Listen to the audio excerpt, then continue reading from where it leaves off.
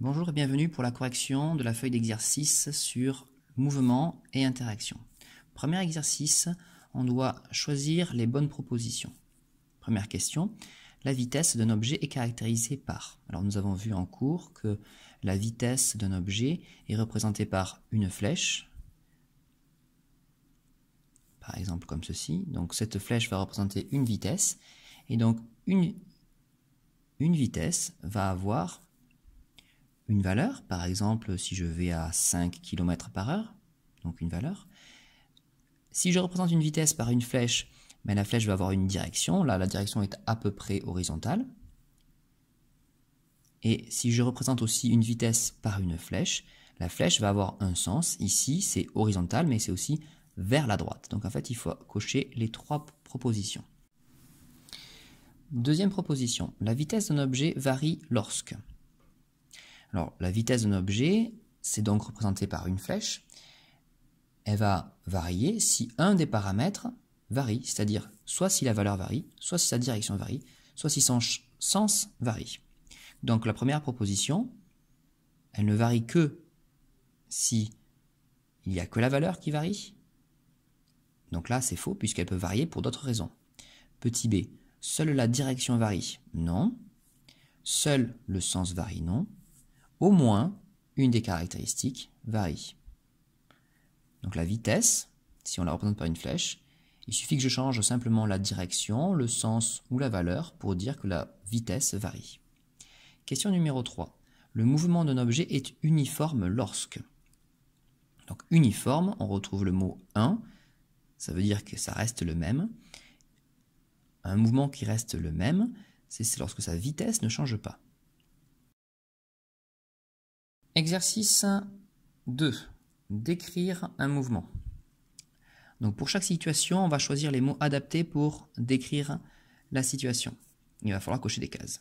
Lorsqu'une voiture roule à 100 km/h sur une autoroute en ligne droite, eh bien, si elle roule tout le temps à 100 km/h, sa vitesse ne varie pas. Est-ce que ça change de sens? Non. De direction non plus. Est-ce que c'est un mouvement circulaire? Non, puisqu'elle va tout droit. Par contre, c'est un mouvement qui est rectiligne. Et donc, ce n'est pas non plus un mouvement curviligne. Un TGV qui démarre. Donc, s'il démarre, ça veut dire que sa vitesse augmente. Donc, si sa vitesse augmente, sa vitesse varie. Ça ne change pas de sens. Ça ne change pas de direction. Il va toujours tout droit. Est-ce que c'est un mouvement circulaire? A priori, non. Le TGV va aller tout droit. C'est probablement un mouvement rectiligne. Et ce n'est pas un mouvement curviligne. Mars qui tourne autour du Soleil. Sa vitesse varie très peu, donc on ne va pas le cocher. Le mouvement change de sens. Non, Mars il tourne toujours dans le même sens. De direction. Alors oui. Pourquoi est-ce que ça change de direction?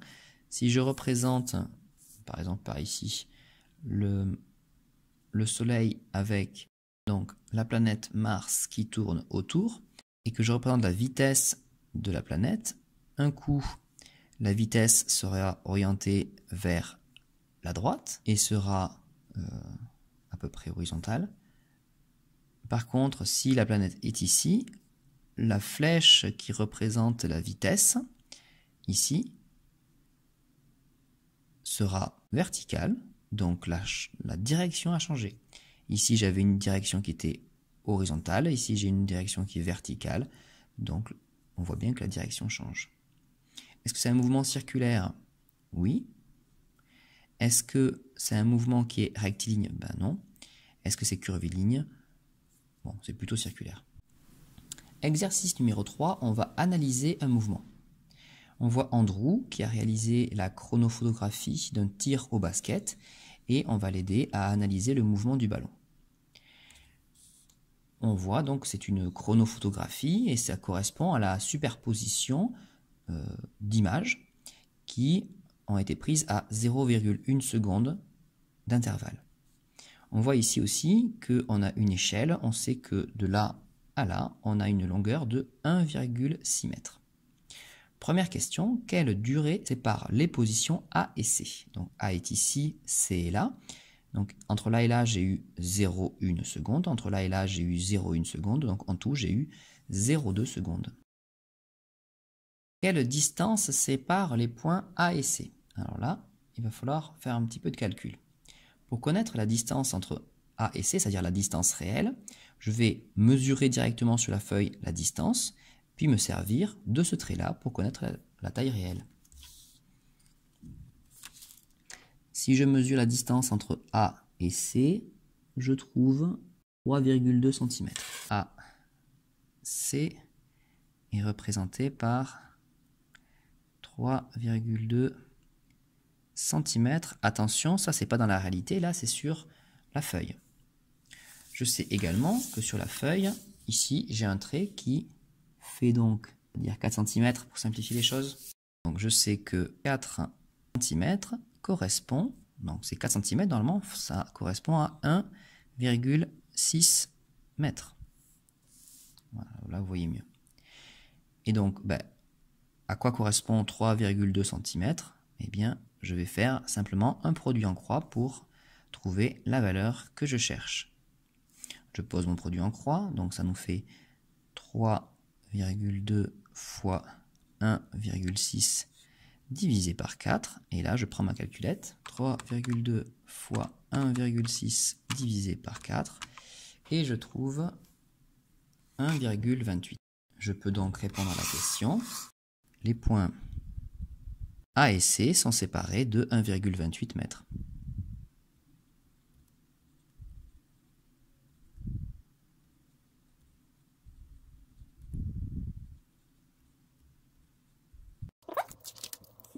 Utilisez les réponses aux questions 1 et 2 pour trouver la vitesse instantanée au point B.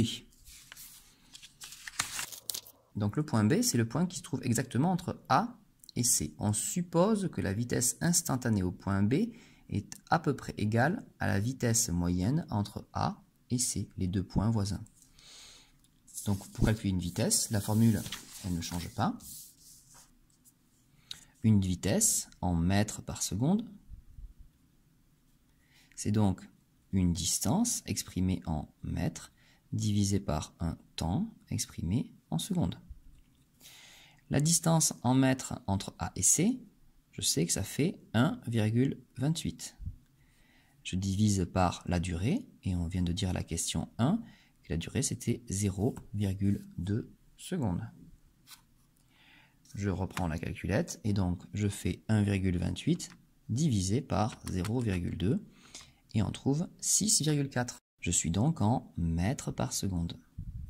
La vitesse du ballon au point B est environ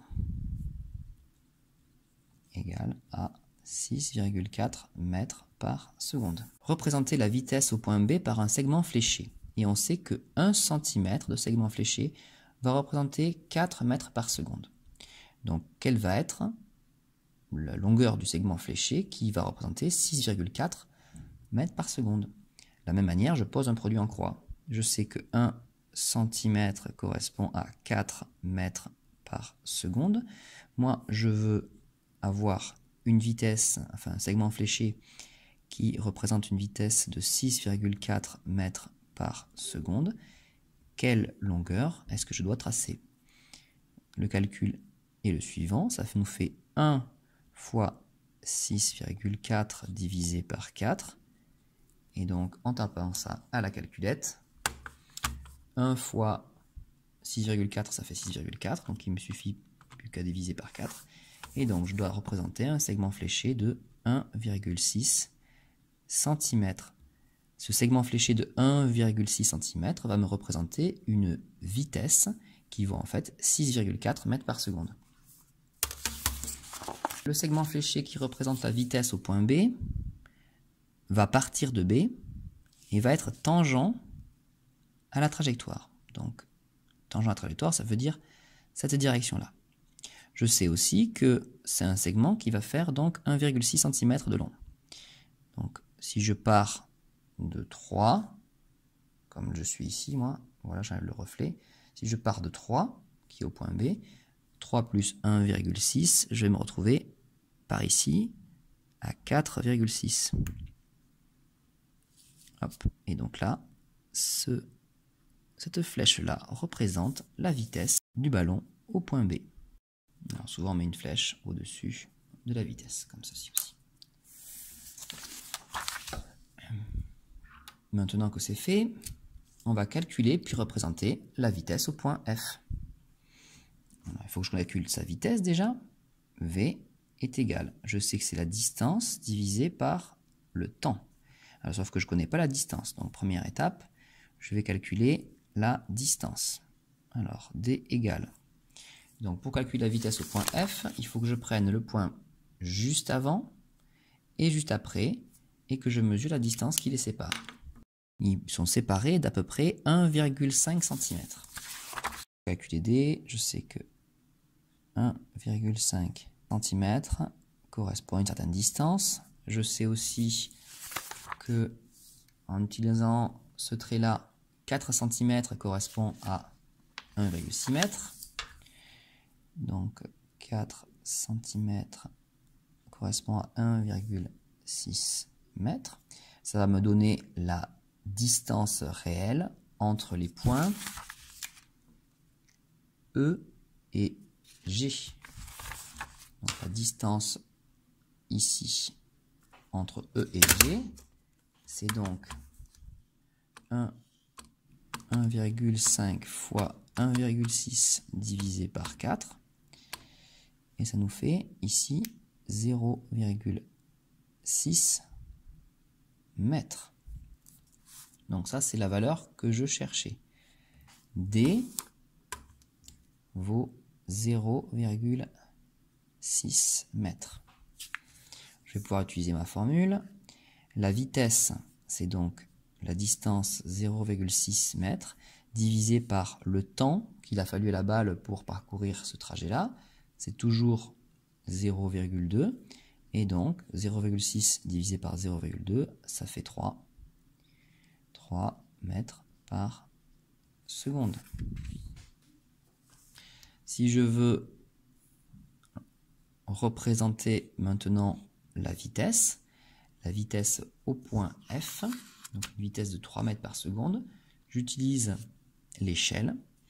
Je sais que 4 mètres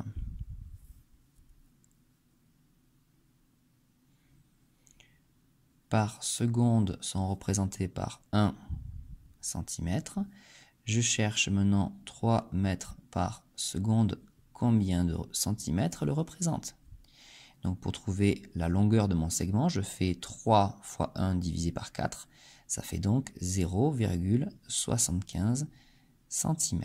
Ce trait-là de 0,75 cm représente une vitesse de 3 mètres par seconde et représente surtout la vitesse lorsque je suis au point F. De la même manière, je me mets tangent à la trajectoire. Je prends un crayon à papier et je trace un trait donc de 0,75 cm. Ici, ça sera la vitesse VF. Je vais repasser peut-être au stylo plume parce que sinon vous n'allez pas voir. Donc VF indiqué comme ceci, c'est donc une flèche de 0,75 cm. Continue. Décrire le mouvement de la balle, alors c'est des choses beaucoup plus simples là. Entre A et F, on voit que c'est un mouvement qui est incurvé, donc c'est un mouvement curviligne. On voit que l'espace entre les différentes positions diminue, donc c'est un mouvement qui ralentit. Entre F et K. Entre F et K, c'est toujours un mouvement qui est courbé, donc curviligne. Et on voit que l'espacement réaugmente, donc c'est un mouvement accéléré. Enfin, entre K et P, il est légèrement curviligne. Et on voit qu'il est de nouveau accéléré.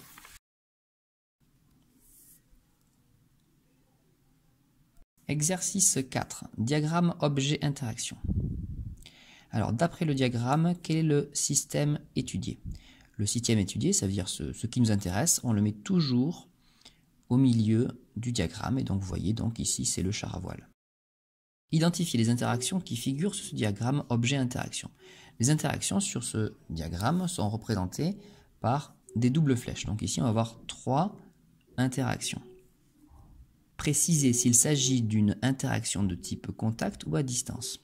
Première interaction, il y a une interaction entre l'air et le char. Puisque c'est une flèche pleine, c'est une interaction de type contact. Il va y avoir aussi une interaction de type contact avec le sol ici.